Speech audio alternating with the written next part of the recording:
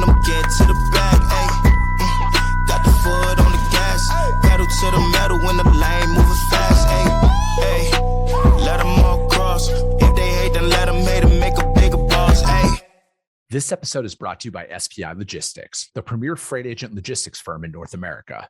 For over 40 years, SPI has been diligently building the most successful freight agent network to provide first-class relationships for our shippers, receivers, and carrier partners. We are more than another transportation network. We are a dedicated team of professionals united by one singular purpose, and that is to expedite our agents' success. All of our agents are set up for success on day one, as they are provided with a full suite of support staff that is ready to assist them with everything from after-hours emergencies to financial and administrative needs on a no-fee basis. This way, you can focus on continuing to grow your business. There is no financial risk to start, and you have the ability to earn up to 75% in commissions. If you are looking to take control of your financial future and build your business with the backing of one of the most successful logistics firms in North America, visit www.spi3pl.com to learn more. Do me a favor and let them know that the Freight Coach sent you. What is up, ladies and gentlemen? We are back. We are live. It is the Freight Coach Podcast, the top podcast in transportation, coming to you guys every single weekday, 8:30 a.m. Pacific, 10:30 Central, to break down some industry headlines. But most importantly, you guys provide some actual insight into what you can do with all of this information. If this is your first time tuning in, welcome. This is the real side of freight, ladies and gentlemen. And I do say that before every single show. And what I mean by that is I only speak with transportation professionals. And today's guest is nothing short of a transportation professional. He is pretty much primarily my resident LTL expert out there. And he's agreed to jump on the show today, you guys, to bring a broker's perspective and a provider's perspective on all of the NMFC code changes that are out there. And with that being said, I have Mr. Rocket Man, aka Gabe Pankonin, back on the show. Gabe, thank you so much for joining me. Always a pleasure to see you, Jolly. How you doing? Dude, I'm doing well, man. I wish we could get together more often, but I guess screw us for both being busy and having shit that we're doing all the time. What are we running businesses? Jeez. Yeah, I know. Who would have thought, right? Oh, man. Dude, I wanted to pull up. I saw a couple of your team jumped in back there. I wanted just to psych them out and pull them up on the live stream here just to freak them out a little bit. And I would have loved that, I'm sure. So, dude, what's new, man? How's everything going out in beautiful North Dakota on this Tuesday morning? It wasn't so beautiful this last weekend. It was like 45 degrees, which is strange for June. We had a little cold weather baseball, but it is summer now. It's like 80 degrees today. We're back. Fargo's beautiful. It's the best time of year to be here. Probably the only time of year that I like to be here is June, July, August, September. So I'm in a good mood. Dude, I love it. Man. So, dude, how's things going this year so far? Again, I always like to have guys like yourself on the show who can actually breathe reality into it, as opposed to a bunch of headlines by people who aren't actually running businesses or talking to manufacturers from a provider level like you are. So how are things going on your end right now? I mean, Rocket is having a good year, but we had some interesting hiccups, or I guess I would call them interruptions. The tariffs we were particularly exposed to those. We service the e-commerce industry really heavily. Yeah. So any company that's shipping stuff online that's big and bulky going to a residence, that's kind of our pitch. Well, most of those products don't come from the USA, and almost all of them come from China. So we had some interesting calls with the founders and CEOs of those companies. It was kind of fun.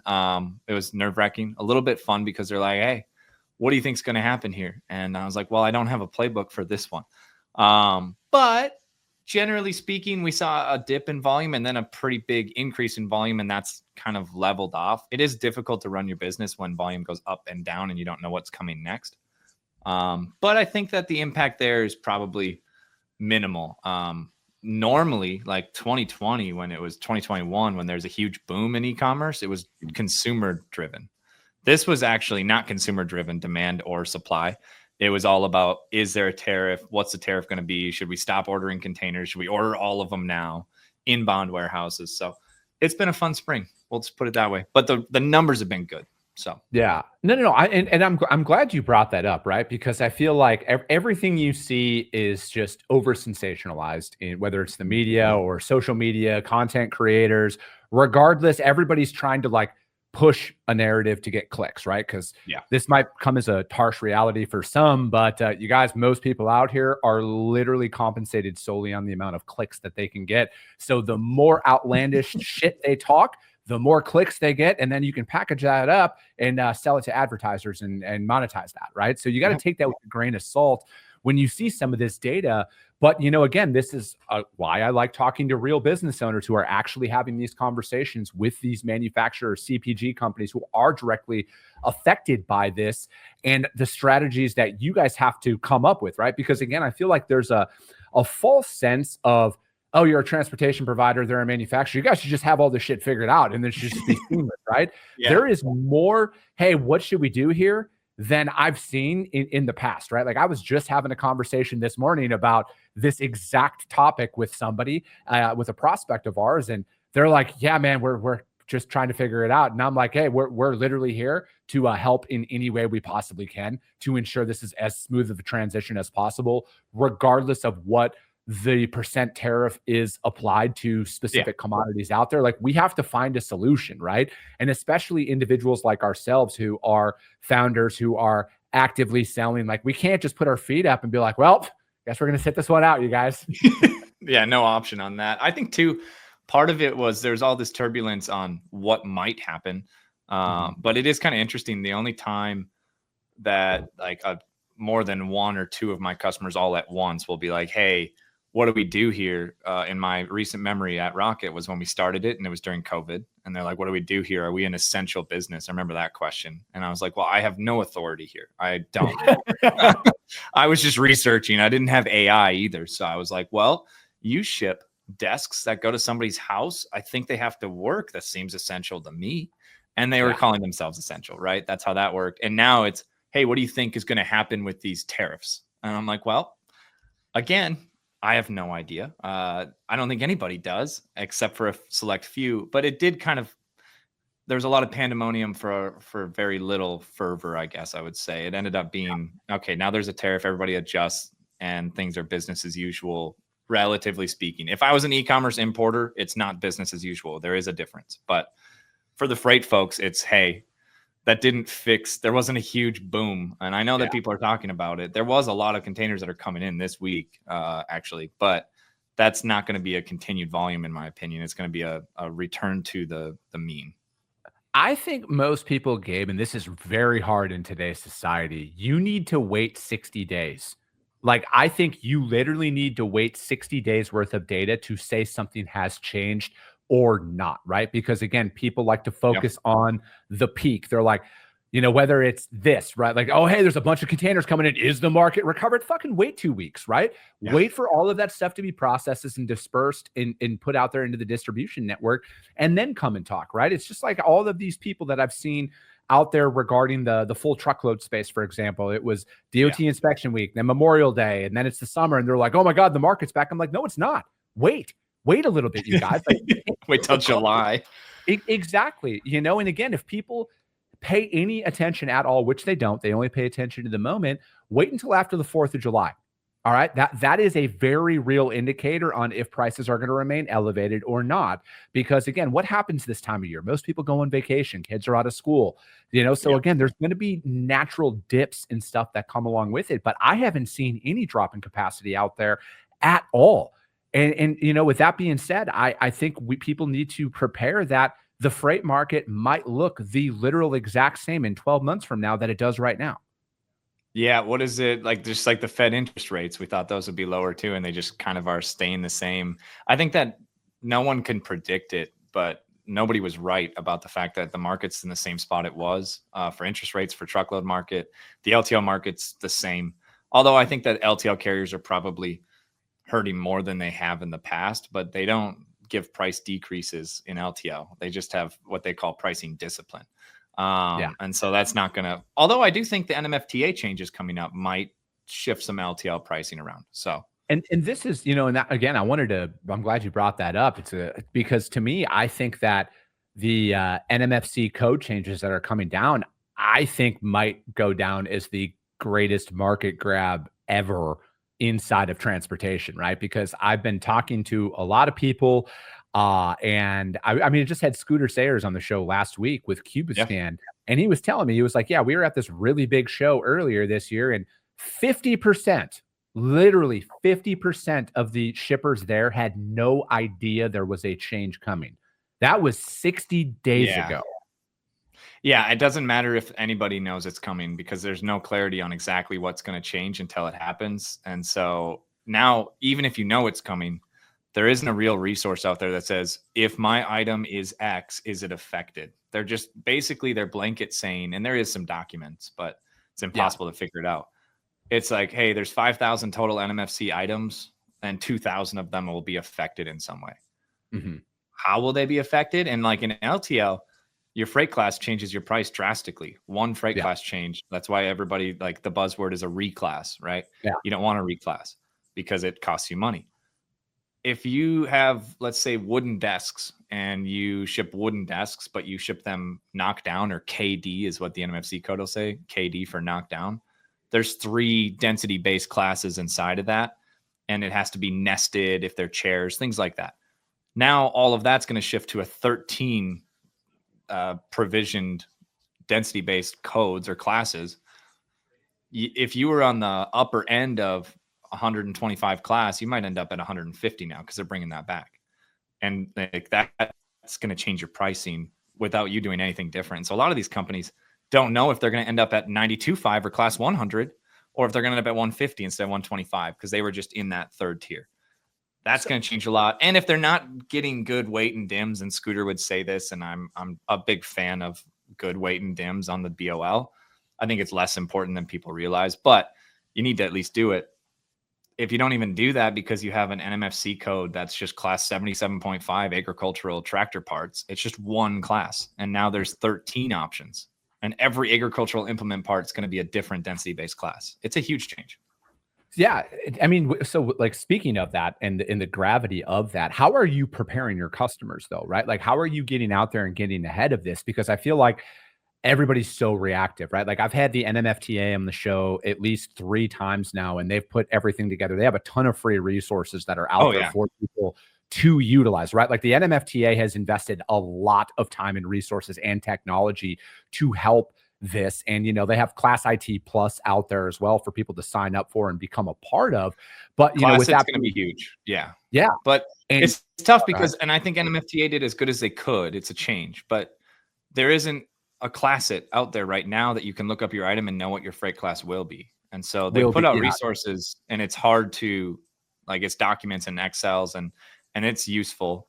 But for the average shipper, like they either already know their freight class, and if they want to know what it is now, they're going to ask their broker or their carrier, and their carrier doesn't have a way to look up what it will be in the future.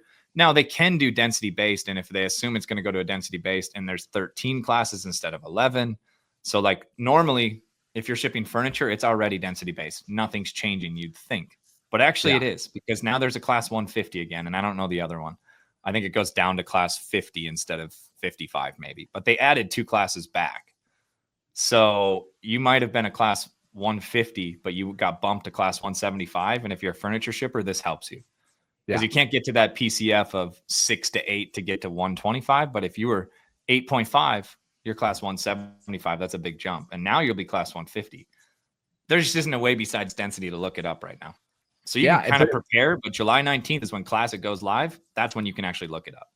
No, but like from my perspective though, Gabe, like, I mean, you get this as well as a broker, as a service provider, like there's not a lot of competitive advantages that we necessarily get to utilize in our careers, right? Except for when situations like this happen. And just the fact that all of the details that you just broke down right now tells me, and again, maybe I'm just blindly assuming, that you've already had this conversation with the majority of your customers. They are very aware that there could very well be changes coming to their product. Not all of them, but you're preparing them for them. And that's the point, right? And to me, I feel like most people don't, right? Like most people don't even have this. They're like, they maybe have just passively mentioned like, oh, hey, sometime in July, things might change. Just pay attention to that. But you've broken this down on a granular level. And that's just like, that's the opportunity that I'm talking about. Because again, man, as you know, we don't have a lot of opportunities as brokers to come in and like to differentiate. To differentiate ourselves.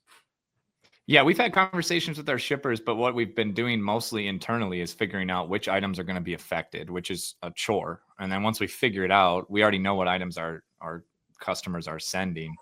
And then it's like, hey, is it positive or negative? Because it's going to affect people differently. Some people are going to get a win on this because that class 150 I brought up. Some people are going to take a loss on this. Auto parts, engines, things like that you kind of ship at a class 85 or a class 70, a core return, things like that. And I haven't confirmed this, so don't take this as fact if you guys are listening to this, but this is my assumption based on the items moving to density base. There's a lot of items that ship LTL that have a specific NMFC code and one freight class. And if that item's affected, that's going to be really difficult for you to go to your shipper and say, hey, now you need to enter in the weight and dims and the everything and choose a class with our little calculator. And they're like, what? I've never done that in my history. And they might've been doing it for 20 years. They've never done that. They just put class 70, no weight and dims. So this is an opportunity, but also it's an opportunity. This is how I look at it. I go, well, I know there's brokers out there that won't be prepared for this. There's shippers and carriers that aren't doing a good job of this. And if I call these shippers up with the script of, hey, I know that your item is this, and it's going to be this freight class, and here's how it's going to be affected. Would you give me a shot to do a rate study because I provided that? That's a much better cold call than, hey, do you want to quote a shipment? Yeah. And in fact, this is funny, Jolly. I just remembered this.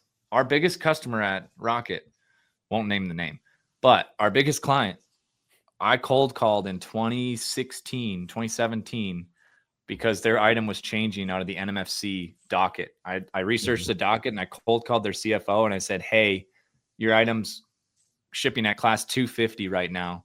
You're going to be at class 125 because it's a density based, and then you guys are now getting a specific code.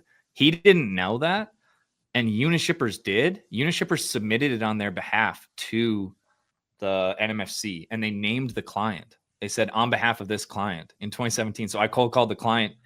Unishippers did the work. They helped the client, but they didn't tell the client what they were doing. And so in my opinion, they didn't do the work. And so I called the client and they switched over to us, and they send several hundred shipments a day with us. Over the last 8 years now, they've been working with us because of an NMFC change. So it's a real thing.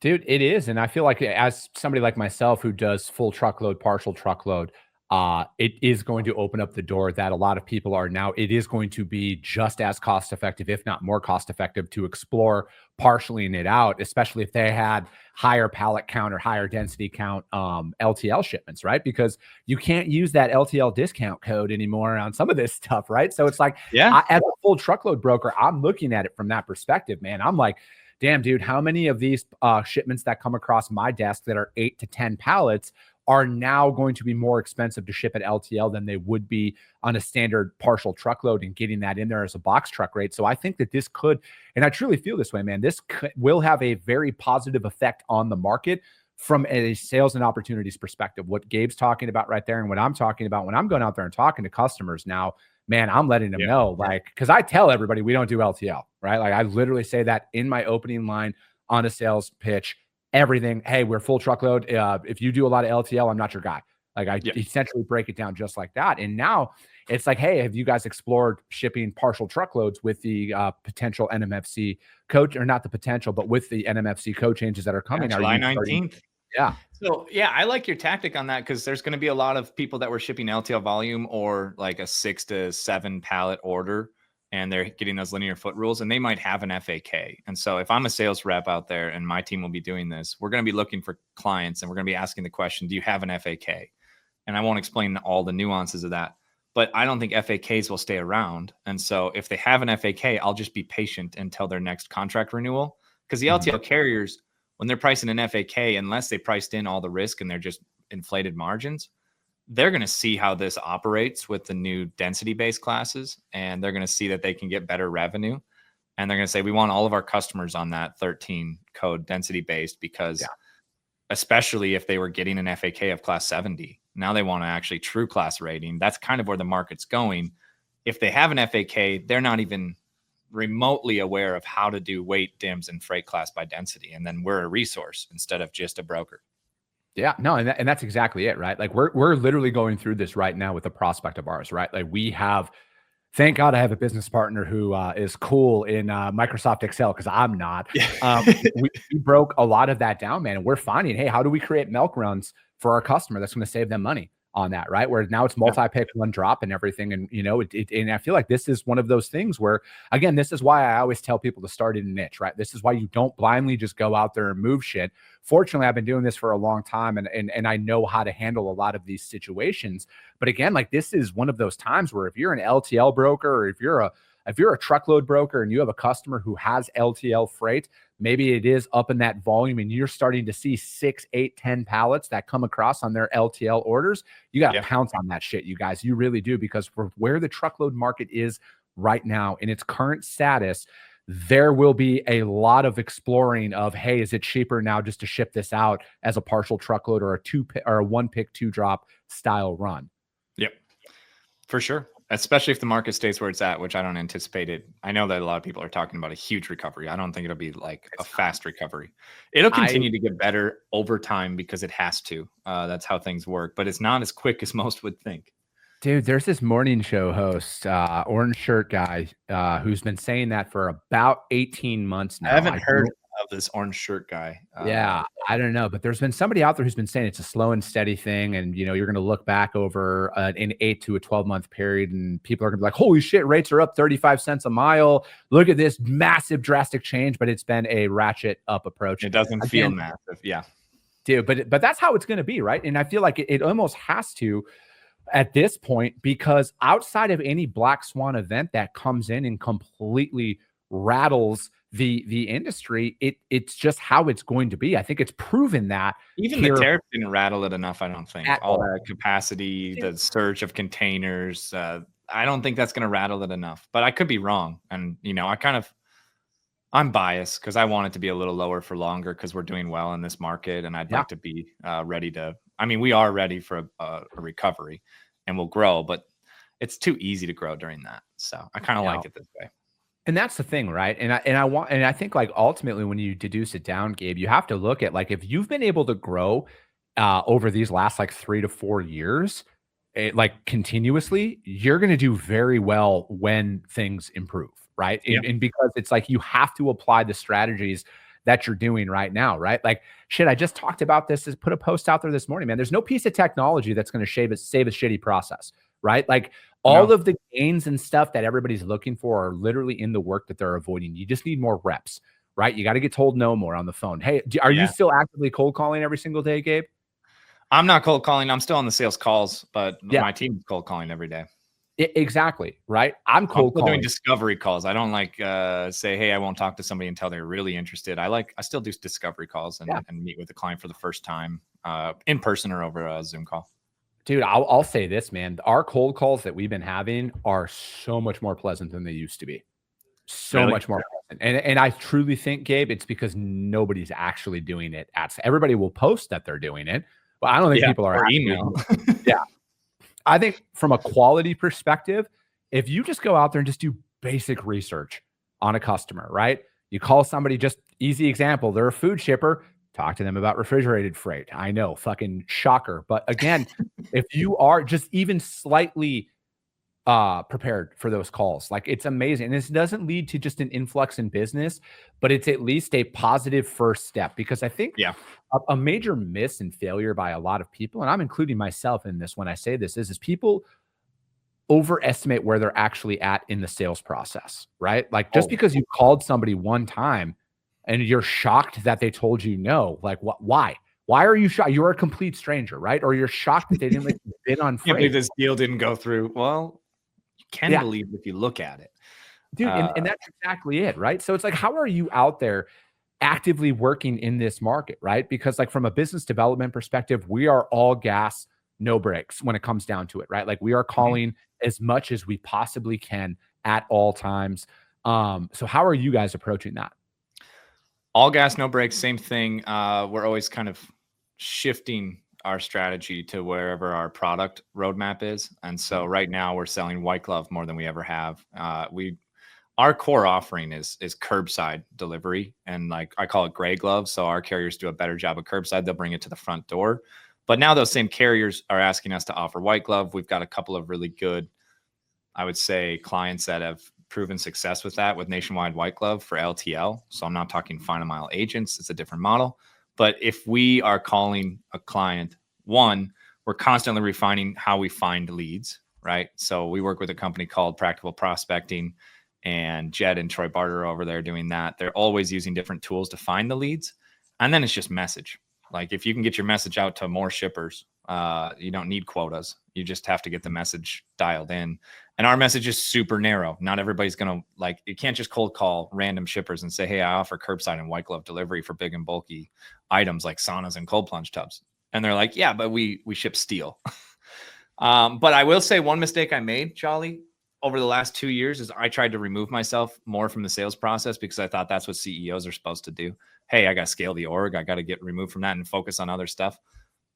There was no reason to do that. Like I'm the best seller on the team still. I know the product the best, and that's what drives revenue. And turns out that revenue fixes way more things than me fixing other stuff.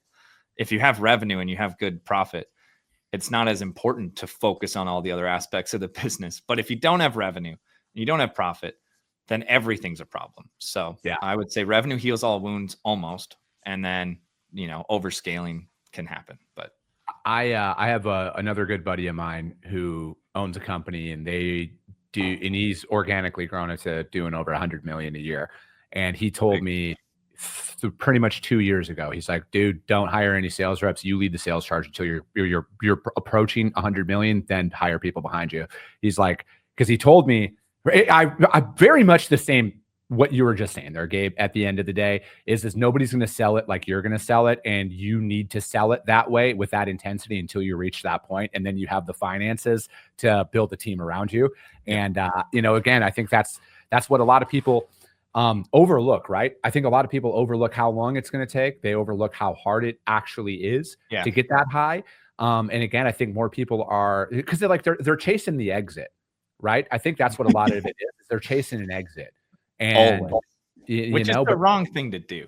Everybody who's ever sold a business for a lot of money was not building it to sell, unless they're VC backed, but because that's the only way you can get liquid on those businesses, which I'll save for a different episode. However, if you're building it with only an exit in mind, then you're taking shortcuts always, because you're trying to shorten the path to an exit. And if you're trying not to exit and someone offers you a ton of money and you say yes, that's different than building it the whole time of taking shortcuts. We don't need to develop that feature all the way because the client didn't specifically ask for that, even though that's the way to do it. Mm-hmm. I do think too, you said that when you get the financial resources, then add a sales team. That's what I did, and I have a good sales team. But the mistake I made was then I removed myself from the sales process, and I was like, hey, there's 5 of them. They'll just do what I was doing. But that didn't make any sense because the deal win ratio went down below 50%, then below 30%. And I got back in January, and we're back above 60% close. So you got to know your sales numbers and know where you should be working at the company. I shouldn't be doing finance. That's why I have a CFO. I'm good at sales, so I'll do that. Dude, I'm right there with you, man. That's I like selling. I like building. I don't like any of the stuff behind the scenes. Fortunately, I have a business partner who loves all of that stuff. He likes to do all that stuff behind the scenes. Again, man, like, dude, I'm an operator. Like I'm just a seller at the end of the day. I just like building. And that's where my focus is always going to be, is building. And where your product and your team is at better than the sales reps will, right? So if the sales reps are selling a certain niche service, maybe it's heavy haul open deck, right? I don't even know if I said that right, but I've heard it said by you. So maybe it's that they maybe don't know what carriers you have or what lanes you've run. They're just trying to sell the customer. The whole business, so you can really speak to it. Same thing for me. Dude, I could not agree more, Gabe. But as always, man, these episodes always fly by. So, dude, are you guys hiring? How does anybody reach out to you guys to find out more? Not hiring. If you want to ship with us, we'll ship your stuff. But I was thinking through this episode, I'm going to build a tool for the NMFTA thing. I'm going to figure out how to build a tool. You can look up your item and then figure out if it's affected and what your new freight class will be. So I'll report that back to you. Dude, do that, man. I love it. Gabe, thank you so much. That's going to be it for today, ladies and gentlemen. As always, if you got value in what you heard, subscribe to the show, you guys. If you're feeling really ambitious, rank the show as well on iTunes and Spotify, because if you saw value, that's how your network's going to see value as well. I appreciate you guys. I love you guys, and we'll be talking to you soon. Came back with a bang, window down, yelling